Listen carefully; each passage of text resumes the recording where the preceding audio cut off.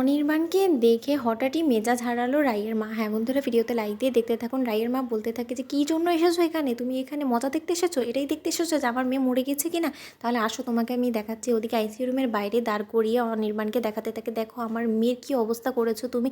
আজকে তোমার জন্য আমার মেয়ে মৃত্যুর সাথে পাঞ্জা লড়ছে, যদি ঠিক সময় আমার মেয়ের উপরে তুমি এরকম কাঁদানা ছিটিয়ে ওর চরিত্র নিয়ে এরকম কুৎসিত নোংরা মন্তব্য না করে ওকে ঠিক সময়ে যদি চিকিৎসকের কাছে নিয়ে গিয়ে ওর সার্জারিটা করাতে না, তাহলে হয়তো আজকে আমার মেয়ের এই করুণ পরিণতিটা অন্তত আমাকে দেখতে হতো না।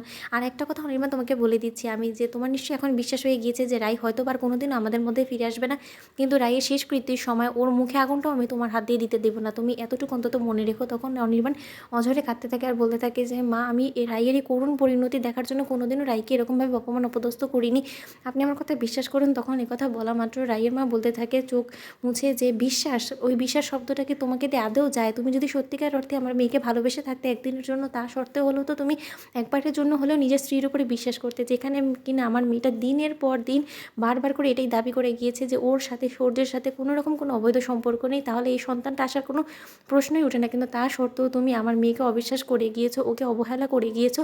আর আমিও বোকার মতন তোমার সকল কথার উপরে বিশ্বাস করে আমার মেয়েটাকে সন্দেহ করে আজকে হয়তো বা আমার মেয়েটাকে আমি সার্জারিতে নেওয়ার আগে শেষবারের মতন দেখতে অন্তত পেতাম না, যদি তোমার কথার উপরে ভিত্তি করে আমি ওই আমার বাড়িতে এখন পর্যন্ত বসে থাকতাম। ভাগ্যিস আমি স্রোতকে ফোন করেছিলাম, আমিও তো ধরে নিয়েছিলাম যে হয়তো বা সত্যিকার অর্থেই সূর্যের সাথে একটা অবৈধ সম্পর্ক এখনও রাইয়ের আছে, আর তার পাপ ঢাকার জন্যই হয়তো বা ওরা এই সার্জারিটা করানোর জন্য রাজি হয়েছে।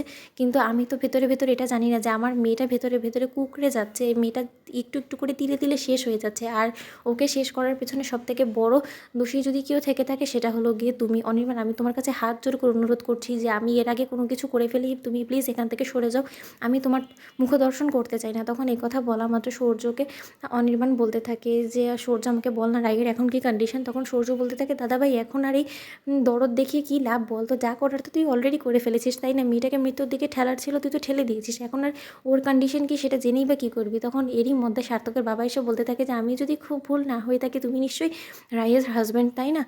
তাহলে আমি তোমাকে বলছি যে রাইয়ের যে আজকের এই কন্ডিশনটা না, সেটার পেছনে শুধুমাত্র তুমিই দায়ী। তুমি মেয়েটাকে দিনের পর দিন অপমান অপদস্থ করতে করতে এমন পর্যায়ে নিয়ে গিয়েছো যে মেয়েটার যে সত্যিকার অর্থে কিসের মধ্যে দিয়ে যাচ্ছে সেটা একবারও জানার প্রয়োজন মনে করোনি। যদি ঠিক সময় মেয়েটার চিকিৎসা হতো না, তাহলে হয়তো আজকে এতটা করুণ পরিণতিতে মেয়েটাকে পড়তে হতো না। আগামী 72 ঘন্টা মেয়েটার জন্য যে কতটা ক্রিটিক্যাল সেটা একমাত্র আমরা জানি। আর মেয়েটা যদি আমাদের কারো মাঝে আজকে ফিরে না আসে, তারপরে যে তোমার কী অবস্থা করবো আমি নিজে দায়িত্ব নিয়ে, সেটা অন্তত তুমি কল্পনাও করতে পারছো না। তখন অনির্বাণ ডাক্তারের কাছে গিয়ে হাত জোর করে বলতে থাকে যা করার করবেন, প্লিজ আমাকে রাইয়ের একটা খবর দিন প্লিজ। তো বন্ধুরা, ভিডিওটি ভালো লাগলে একটা লাইক কমেন্ট শেয়ার করে সাবস্ক্রাইব করতে ভুলো না।